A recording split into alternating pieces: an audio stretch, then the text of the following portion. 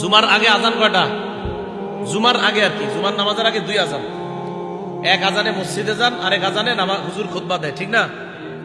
এখন প্রশ্ন হইল, হুজুর 2 আজান কই পাইলেন? 2 আজান আপনারা কোথায় পাইলেন? উত্তর হইল, এক আজান তো নবীজির সুন্নত, তো বুঝলাম নবীর সুন্নত, আরেক আজান কই পাইলেন? তো আমি জবাব দিলাম, আরেক আজান হযরত উসমান গনির সুন্নত।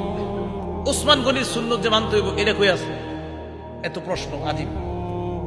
সব সময় মনে রাখবেন, বলবেন ইবনে মাজাহ হাদিসের কিতাব। কোন কিতাব? 42 নাম্বার হাদিস। বলেন কয় নাম্বার হাদিস? এই হাদিসে নবীজি বলেন, আলাইকুম বিসুন্নতি, তোমরা আমার সুন্নত আঁকড়ে ধরো। তাহলে জুমার আগে এক আজান নবীর সুন্নত থেকে পাইলাম, নবীর সুন্নত আঁকড়ে ধরলাম, এক আজান, এটা বুঝলাম, নবীর সুন্নত আঁকড়ে ধরলাম। এবার হুজুর আর এক আজান, ওয়া সুন্নাতিল খুলাফাইর রাশিদিন আল মাহদিয়িন। এরপরে নবী কয়, হেদায়েত প্রাপ্ত খুলাফায়ে রাশিদার সুন্নত তোমরা আঁকড়ে ধরবা। বলেন তো, 4 খলিফার মধ্যে হযরত উসমান আছে না নাই?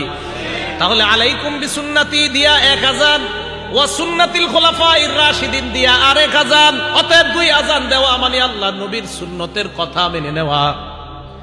অতএব 2 আজান দেওয়া মানে নবীর কথা মেনে নেওয়া। কারণ নবী ইবনে মাজার 42 নম্বর হাদিসে বলছে, তোমরা আমার সুন্নত ধরো, খোলাফায়ে রাশেদার সুন্নত। দেখেন, খোলাফায়ে রাশেদার, তার মনে করেন এই 4 জনের সুন্নত ধরো, খোলাফায়ে রাশেদার সুন্নত। তো আমার সুন্নত পালন করতে গিয়ে 1 আজান, খোলাফায়ে রাশেদার মধ্যে হযরত উসমানের সুন্নত আরেক আজান। তো উসমানের সুন্নত পালন করাও মানে নবীর কথা মানা, কারণ নবী তো বলছে আমার খোলাফায়ে রাশেদা সাহাবা যারা, তাদের সুন্নত আঁকড়ে ধরো। তাহলে 2 আজান মানা মানি আল্লাহ রাসূল সাল্লাল্লাহু আলাইহি সাল্লামের কথা মেনে নেওয়া।